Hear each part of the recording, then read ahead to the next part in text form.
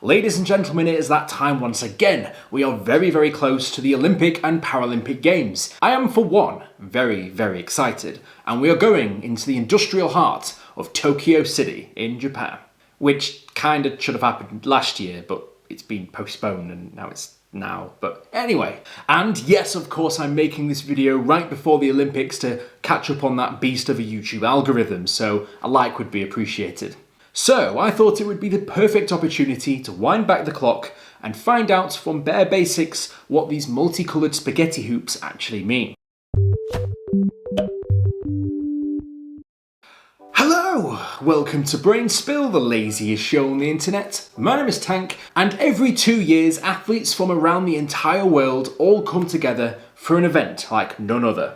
Men and women from all nations come together for these competitive games where they find out who is the strongest, fastest and most skilled athletes in the world.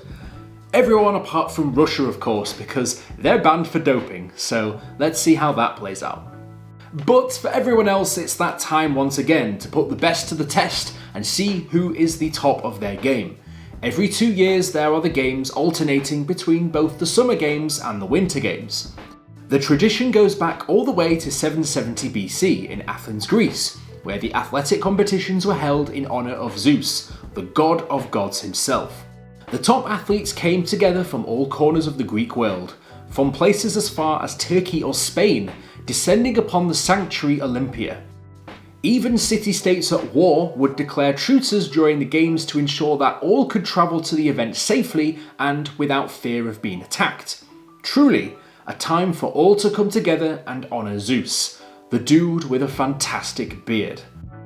And then someone like me turns up, and then you get turned away for not being a chiselled man god, like many of the other athletes that are there, so I'm going to leave the sporting prowess to people that actually know what they're doing.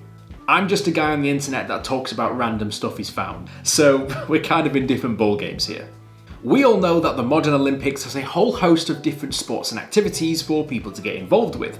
However, the original inception of the Olympic Games, for the first few years anyway, was a simple 600-foot race, which, I mean, if you turn all the way from Spain to go down to Greece only to go in a race, that's a pretty long trip just for one race. This, however, slowly expanded into wrestling, chariot racing and pankration, which sounds like a sex act, but is in fact a type of fighting style in sport.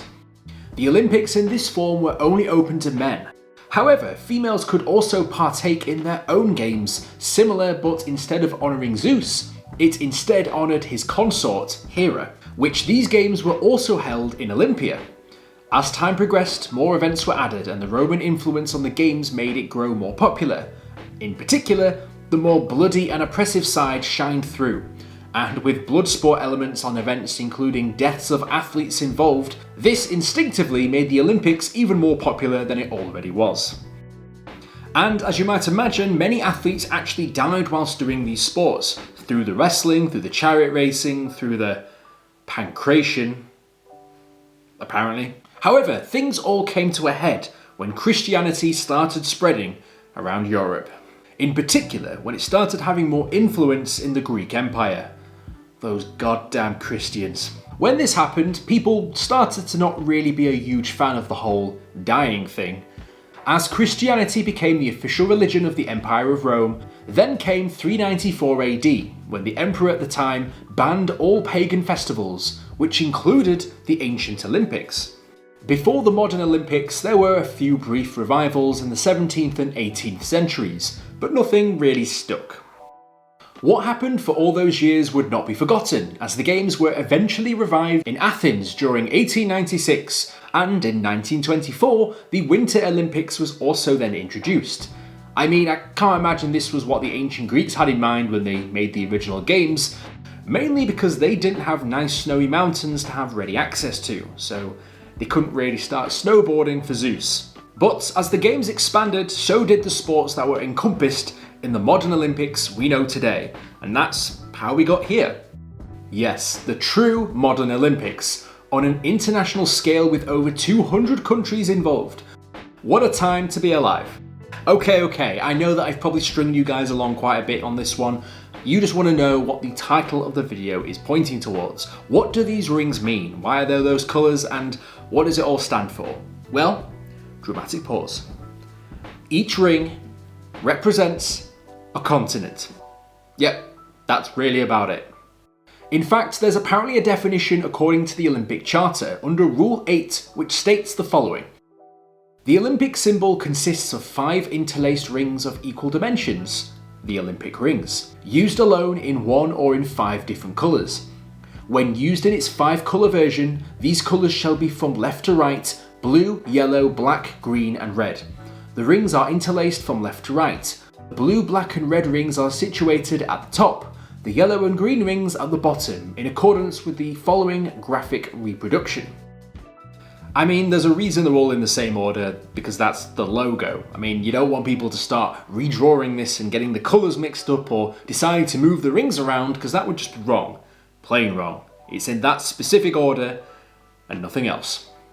The same rule says that the symbol expresses the activity of the Olympic movement and represents the union of the 5 continents, and the meeting of athletes from throughout the world at the Olympic Games. Yes, sorry to tease you along on that one, I just thought I needed to build up a bit of background as to how we got from where we were to where we are today, and each ring represents each individual continent. The co-founder of the modern Olympic Games invented the logo with its 5 rings represented the 5 participating continents at the time: Africa, Asia, America, Europe and Oceania. The colours of the 5 rings: blue, yellow, black, green and red, together with the white background of the flag, could encompass the colours of every nation's flag at the time of its inception as the official symbol in 1915.